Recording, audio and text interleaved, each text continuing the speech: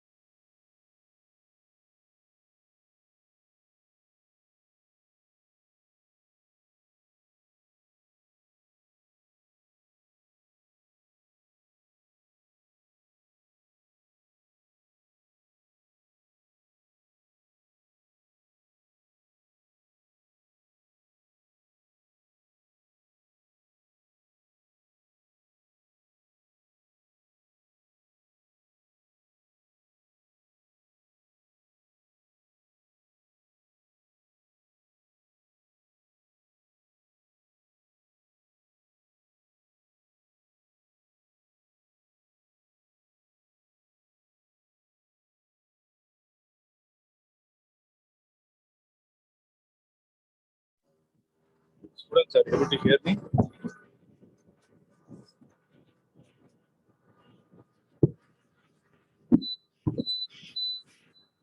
Am I audible? Yes, Your sir. voice is cracking, sir. Listen, I'm traveling back. Okay, I'll reach the place in 5 minutes, and then I'll join. Till then, keep revising the topics that we dealt in the previous class. Okay. Okay, sir. So keep revising. I'll come and join.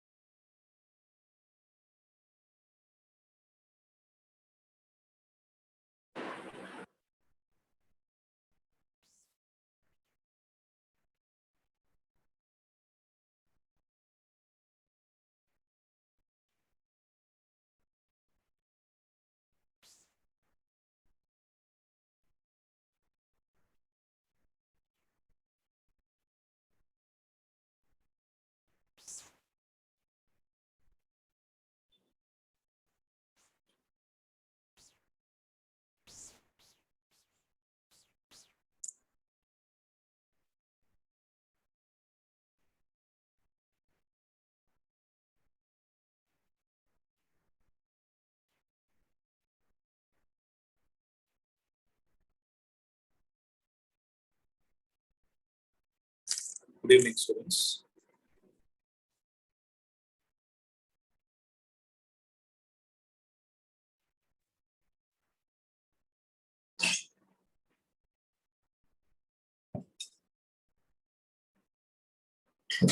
Am I audible? Yes, sir. Sir, it says I am the host. Can I change it to you? Yeah.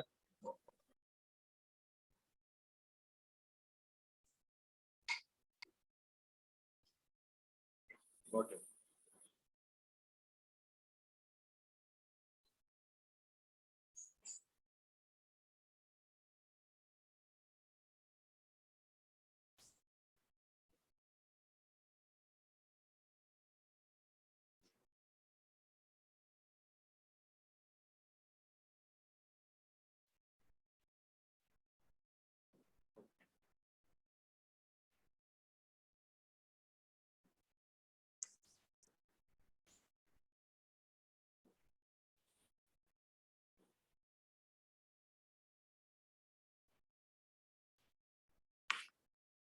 So we'll get started.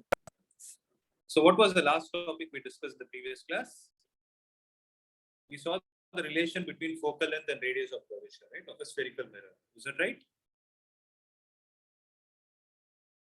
Is that what we saw?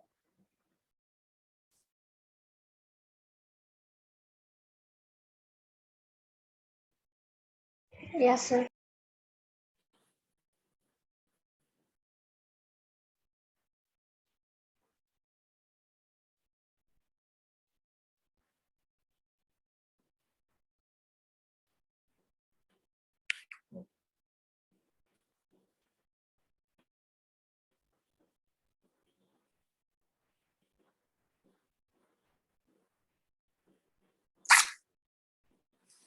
So in today's class, we'll be starting with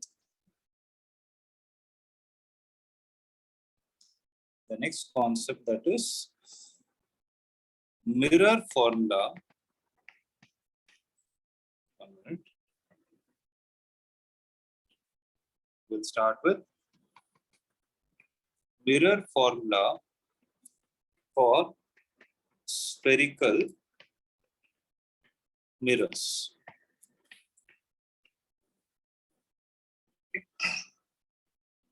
So here,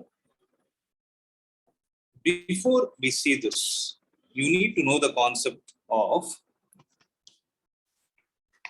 ray diagrams for spherical mirrors. So the topic that we are going to discuss now is ray diagrams for spherical mirrors and what are the rules that are followed for us to draw these ray diagrams. First, if a ray is considered parallel to the principal axis, after reflection, it passes through focus. So when I take a ray with respect to a concave mirror, if I take a ray parallel to the principal axis, after reflection, it will pass through a point on the focus. And with respect to a concave mirror, if I consider a point, then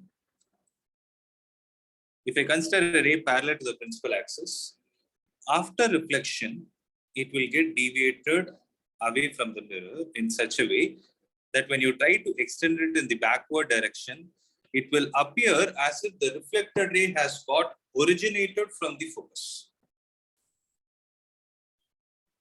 Are you able to understand that point?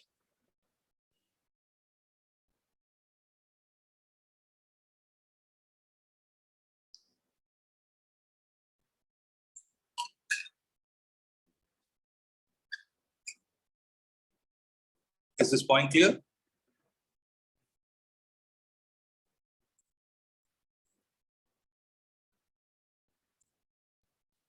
Secondly, if a ray is considered through focus, if a ray is considered through focus, that is, the incident ray is considered through the focus, after reflection, it passes parallel to the principal axis. So if a ray is considered to pass through the focus, after reflection, it passes parallel to the principal axis. So if I take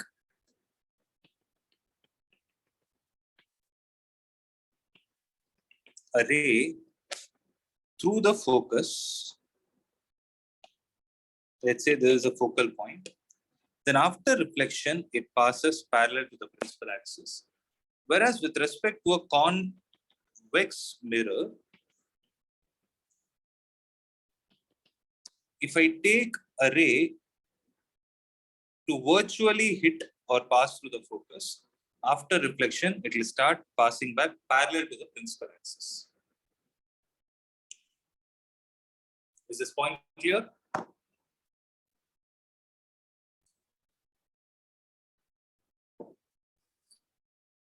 Is this point clear or not? Did I already explain all these things? No, sir. Okay. So draw it.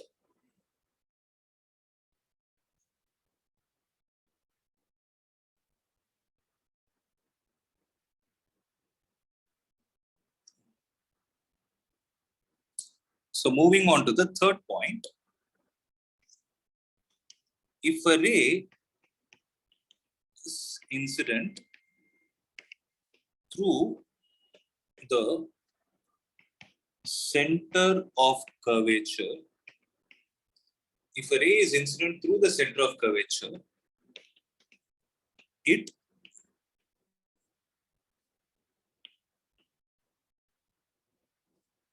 retraces its path.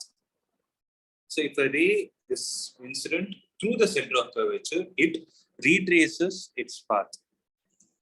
So when I take a surface like this, right? So if a ray is considered through the center of curvature, if this point is C, then it will retrace its path. Whereas if the same ray with respect to a convex mirror is incident in such a way that it appears as if it is going to virtually hit the center of curvature, it will again retrace its path. So this is how the diagrams look like.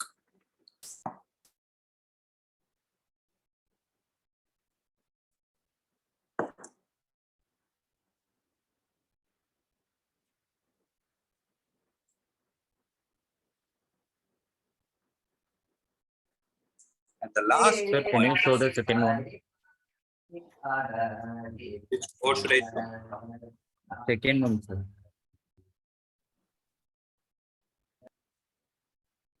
Thank you, sir. So the last point is, if a ray is incident at the pole, it reflects back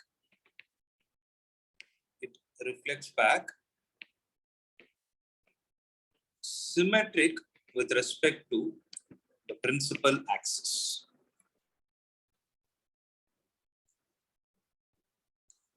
If this is how the curvature is, let's say it is a concave mirror.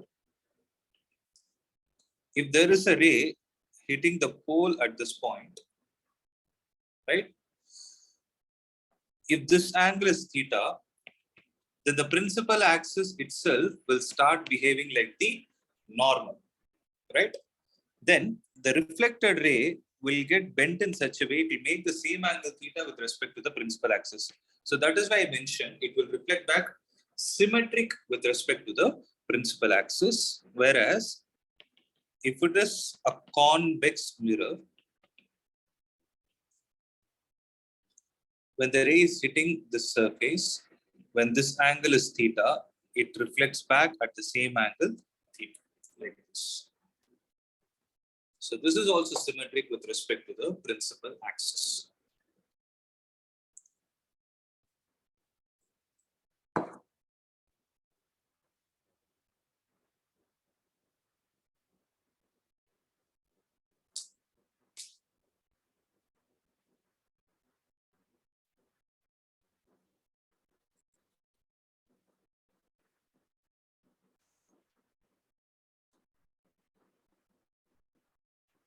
Are these points clear? Yes, sir. Okay. The next point that we are supposed to see is sign convention for spherical mirrors. So with respect to a concave mirror like this, if if I have a concave mirror, then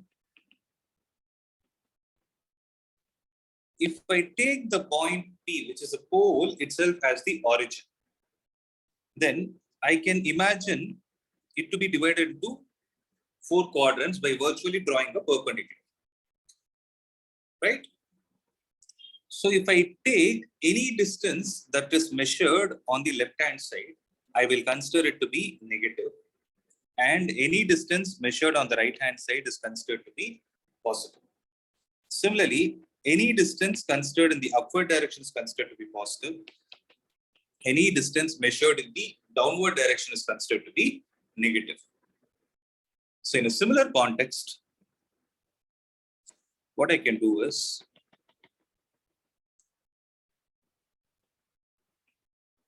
if I have a concave correction, if I have a convex mirror, then it is the same logic. Any distance measured on it, left of it is negative. Any distance measured on the right of it is positive. Distance measured in the upward direction is positive, and the distance measured in the downward direction is negative. And let me take this point to be P itself.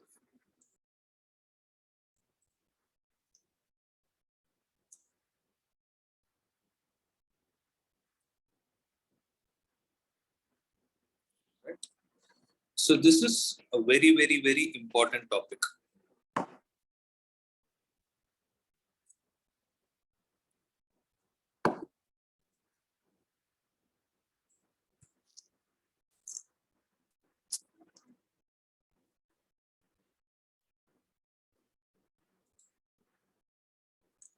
Shall I proceed?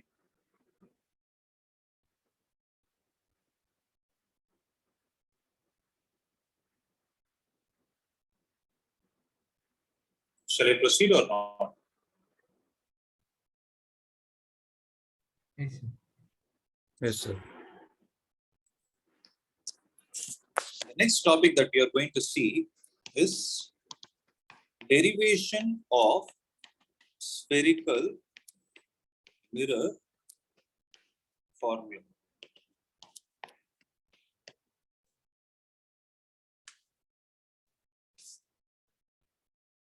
For which I am considering a concave mirror. And for the concave mirror, you have the principal axis like this. So you have the point F and C, where the relation between F and C is already known. F and R is already known. F is equal to R divided by 2. This we have already seen. So if I consider an object AB, which is placed beyond the center of curvature, then we'll try to locate the position of image formed due to the mirror. So if I consider a ray parallel to the principal axis, after reflection, it should pass through the focus. That is one ray. Secondly, if I consider a ray through the center of curvature, it should retrace its path. And thirdly, if I have a ray which is hitting the pole, it will get reflected back symmetric with respect to the principal axis. So to be precise, you need only 2 rays, but I have drawn 3 rays in this context. That's it. Okay, so that all the 3 reflected rays meet at a point which I have marked with a dot, and this is where this is the position where the image is formed, which I'll call it as A dash, B dash. Okay. Now, the distance from point A to P, the distance from point A to P is called as the object distance, which is represented by the symbol U. So it is called as object distance. And the distance from A dash to P is represented with the symbol V, and it is called as the image distance. Similarly, you have the distance from center of curvature to the point P. So the distance from C to P is called as R, or you call it as radius of curvature. So having these things in our hand, we are going to derive the mirror formula, for which we will be considering two set of similar triangles, for which the first set is going to be the triangle BAC, and the other set is going to be the triangle B dash A dash C. If you observe, this angle is theta, this angle will also be theta because they are vertically opposite angles. In a similar way, A and A dash are perpendicular to each other. So according to AA criteria, I can say triangle BAC is similar to triangle B dash A dash C, from which the important point that I can do is, so I repeated, triangle BAC is similar to triangle B dash A dash C. We know that the sides, the corresponding sides of similar triangles are in the same proportion, which implies B dash A dash divided by BA will be equal to A dash C divided by AC, and let's call this as equation number 1. Till here, please make a note first.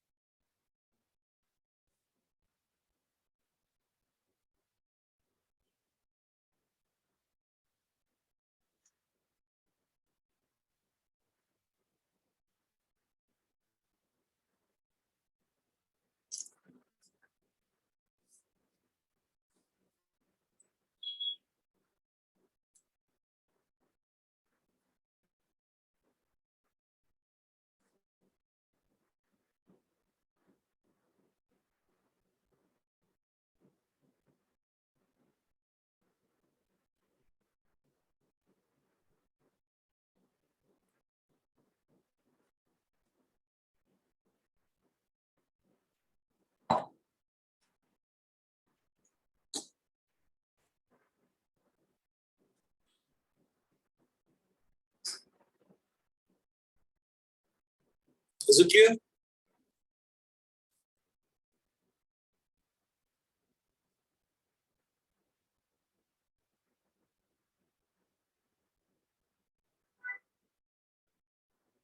Is it clear? Okay. So the next set of similar triangle that we are going to find is triangle BAP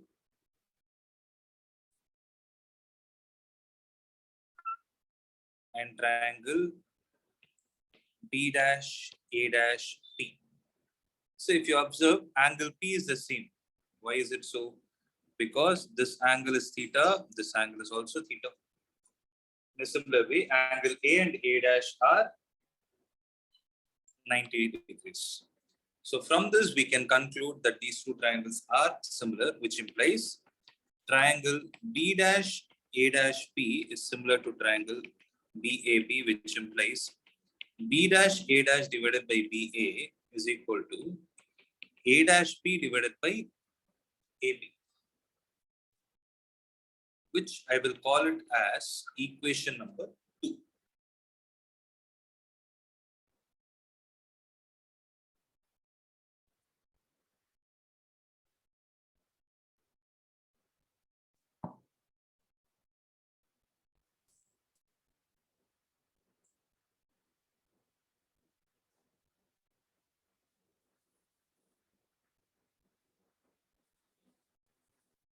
So from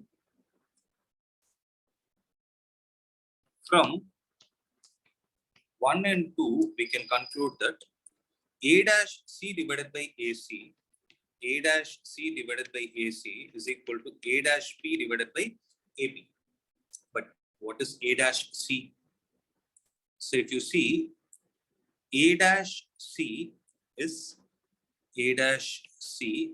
CP minus A dash P. Right? A dash C is CP minus A dash P divided by, if you see AC is AP, AC is AP minus CP.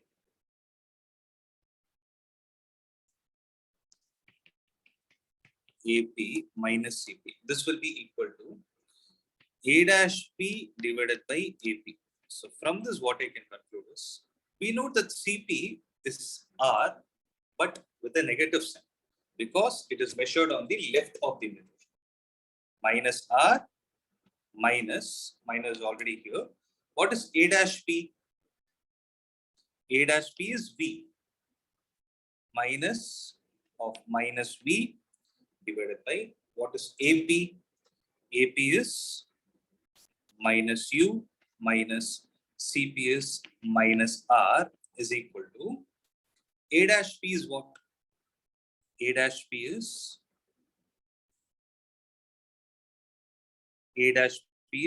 V. So it is minus V divided by AP is minus U. So minus and minus will get cancelled, which implies minus R plus V divided by minus U plus R is equal to V divided by U. This also implies minus UR plus UV is equal to minus UV plus VR. So take this UV to the left and UR to the right. So you will get 2 times UV is equal to UR plus VR. Now what I'm going to do is, I will divide with UVR on both sides. When I do that, I'll have 2UV divided by UVR is equal to UR divided by UVR plus VR divided by UVR. So VR and VR will get cancelled. UR and UR get cancelled. UV and UV will get cancelled, which implies 2 divided by R is equal to 1 by V plus 1 by U. But we already know the fact that 2 by R is 1 by F. So from this, we can conclude 1 by F is equal to 1 by V plus 1 by U.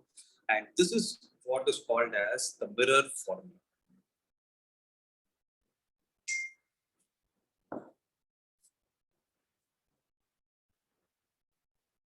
Make a note of this.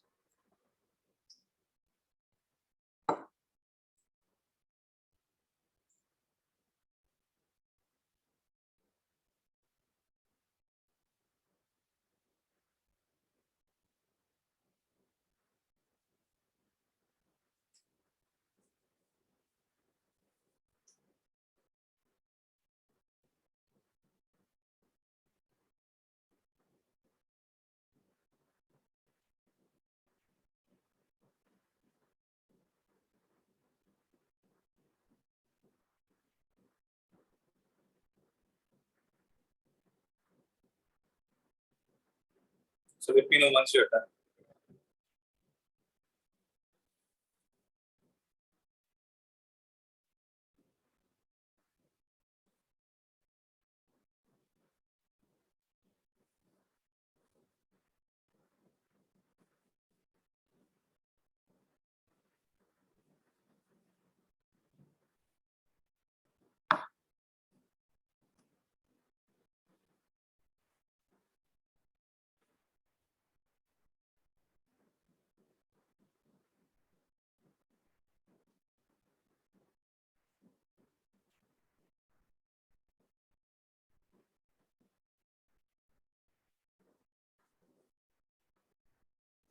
Shall I proceed?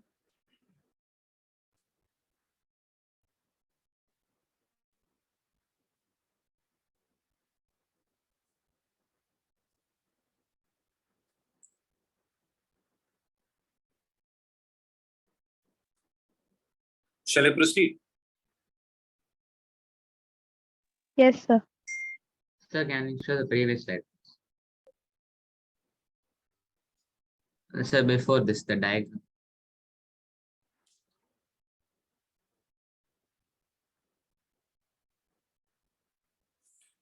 Thank you, sir.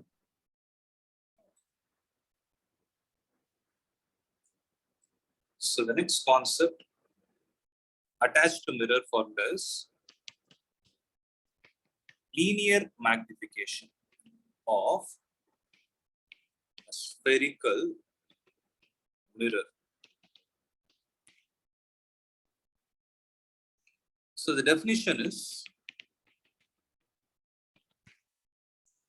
it is the ratio of height of the image to the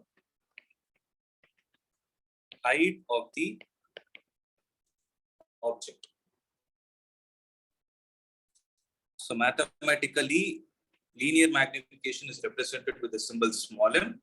So small m is divided, correction, small m is defined as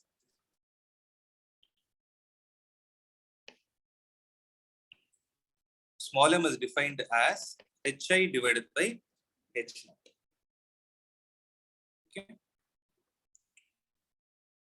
Now, the point that we need to make a note here is hi is the height of the image. So if you see the height of the image in the diagram, it is b dash a dash. So if I take b dash a dash divided by height of the object is BA. So if I take the height of the object BA, then from second equation that we have, B dash A dash divided by BA is A dash P divided by AP. B dash A dash divided by BA is equal to A dash P divided by AP, which implies, remember, B dash A dash is in the downward direction. So it is minus HI divided by BA is in the upward direction, which is H naught, is equal to A dash P. A dash P is minus V divided by AP is minus U. So minus and minus will get cancelled, which implies minus HI by H naught is equal to V by U, or this can be more precisely written as HI by H naught is equal to minus V by U, and this HI by H naught is what is called as magnification. So the linear magnification due to a spherical mirror is given by the expression minus V divided by U.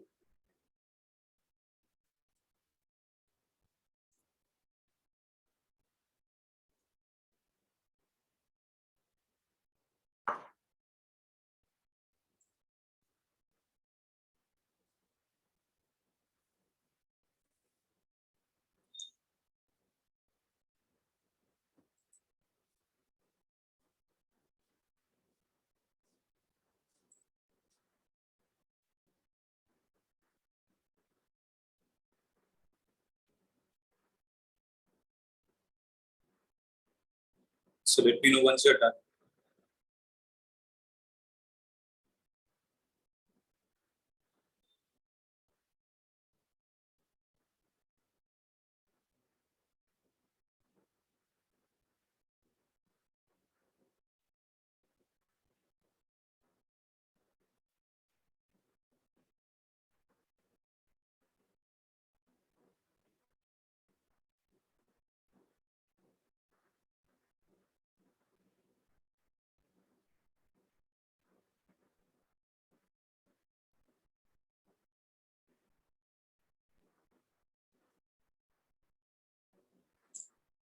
So clear?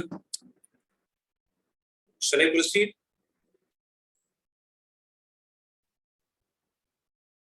Yes, sir.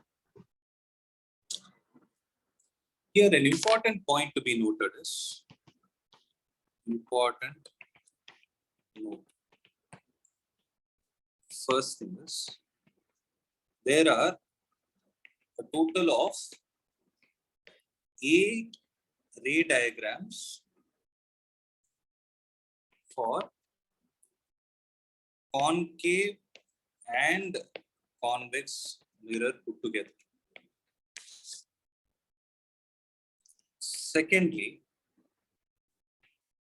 to derive a common mathematical equation,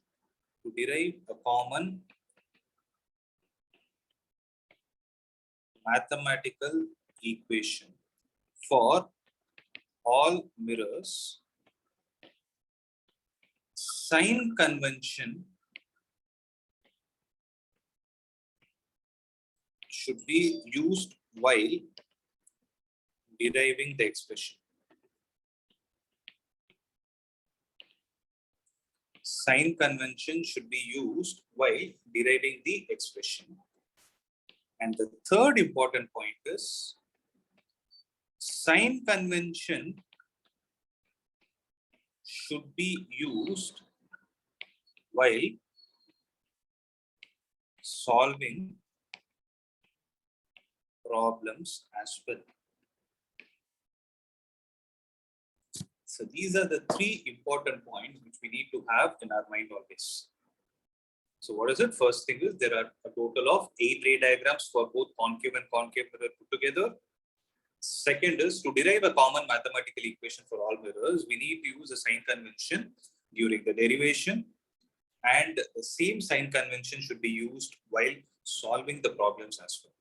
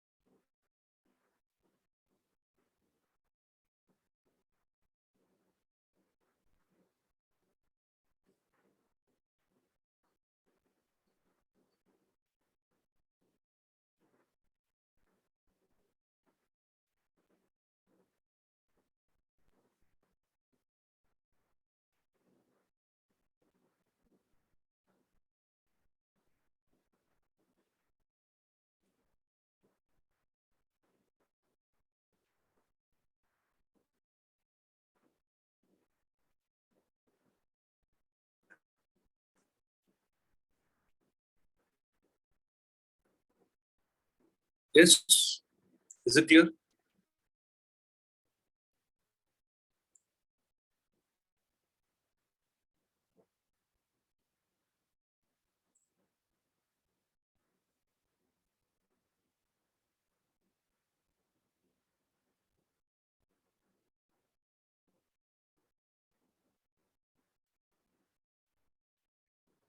Is it clear? Yes, sir.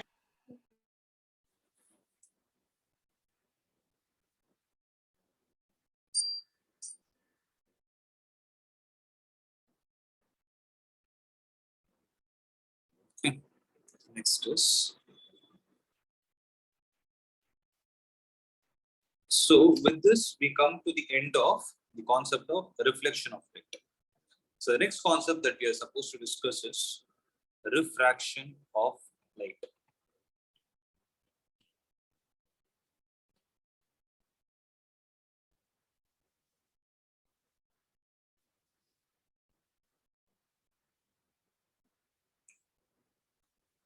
One minute.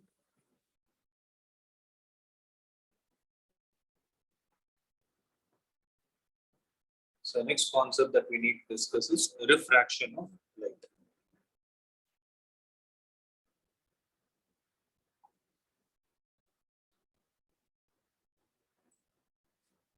So like how reflection speaks about the concept of bouncing back of light, refraction speaks about bending of light. Suppose we have a boundary which separates two different medium. Let's say this is medium 1 and this is medium 2.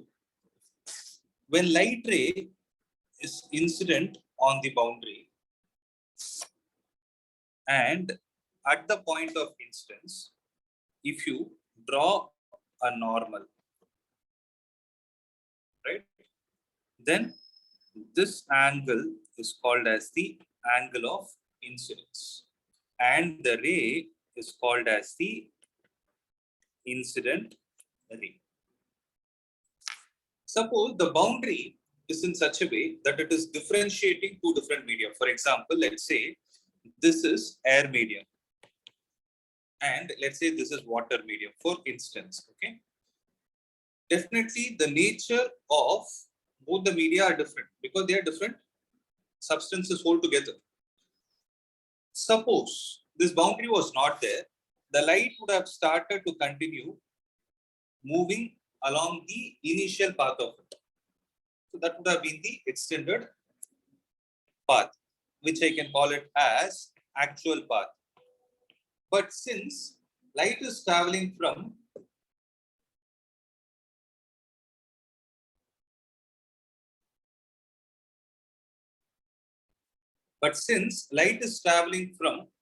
one medium to another, it starts bending.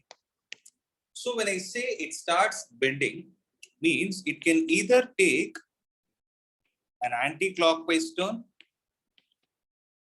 or a clockwise turn with respect to its actual path. So it can either take an anti-clockwise turn or a clockwise turn with respect to its actual path. So when this kind of a phenomenon happens, because light is traveling from one medium to another, then that phenomenon is what is called as refraction. So refraction basically means bending of light when it travels from one medium to another. This concept is what is called as refraction of light.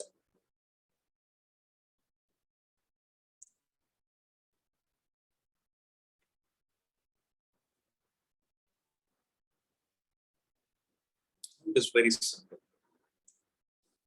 The next question is, why is this happening? Why does this phenomena even occur? The answer to that is very simple. It is because of the concept of speed of light. So remember, speed of light in different media are different. So depending on the nature of the medium into which the light is actually passing, it will start varying its speed. Because we know that the speed of light in air medium is going to be 3 into 10 power 8 meters per second. But if you ask the question, is it going to be the same thing inside water? No, it will be slightly lesser. Why is it happening? Because of the property of water. Okay. So based on how the speed of the light in a particular media is present, media are basically classified into two types, where one is called as rarer medium and the second is called as denser medium. So let's first try to understand what a rarer medium means. A rarer medium is medium in which speed of light is comparatively more. So if I give you two different media and I ask you to compare the speed of light in those two media, and if you say medium in one of the, and if you say the speed of light in one of the media is more, then that medium is classified as a rarer medium.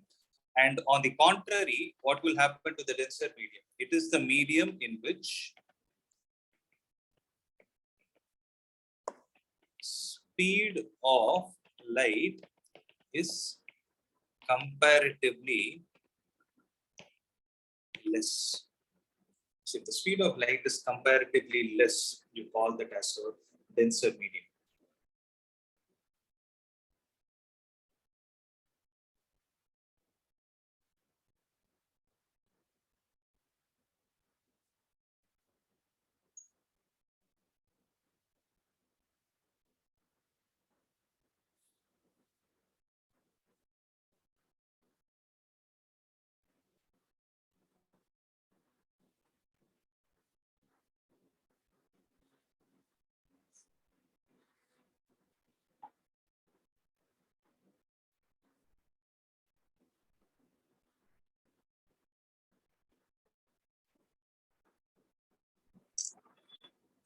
Okay. Now, the next concept that we are supposed to see is refractive index. So when I call refractive index, there are two different refractive indices. One is called absolute and the second is called relative. So what is the meaning of absolute refractive index? It is defined like this. If you are able to find the ratio of speed of light in vacuum to the speed of light in a given medium, you call it as absolute refractive index. And if I call it as mu, then mu will be equal to speed of light in vacuum. So VC, or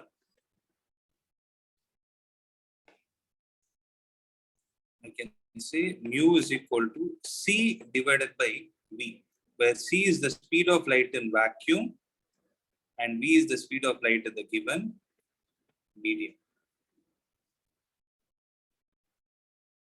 Whereas when you talk about relative, if you are able to define the ratio of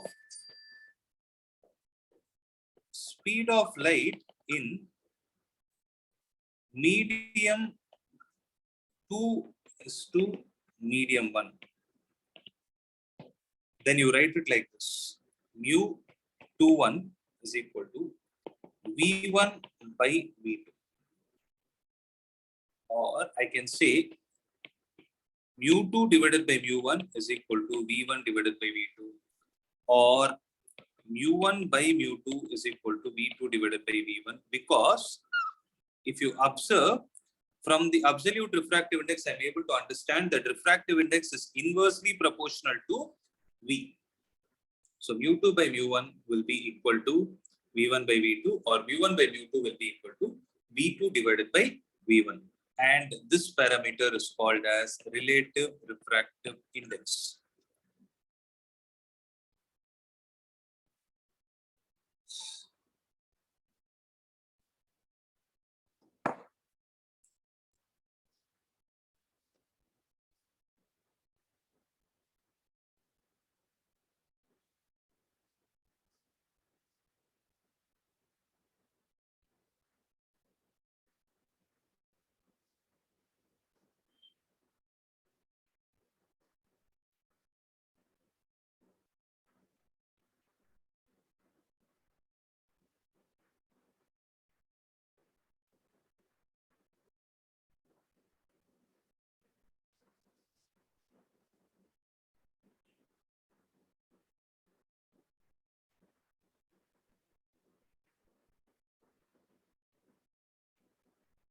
Okay.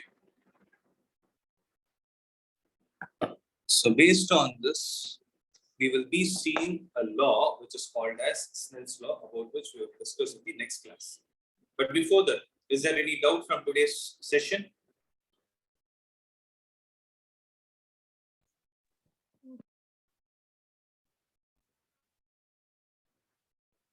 No, sir. No, sir. Okay. So another important point is, see, about tomorrow, I'll update you because there is some painting work still going on. I thought it would be over by today. It is still going on. So once it is completed, only we'll be able to start back the classes. So I'll update you about tomorrow's class also. Tomorrow also mostly it will be online only. Okay. So I'm just putting a word ahead, but I'll confirm about it by tomorrow morning.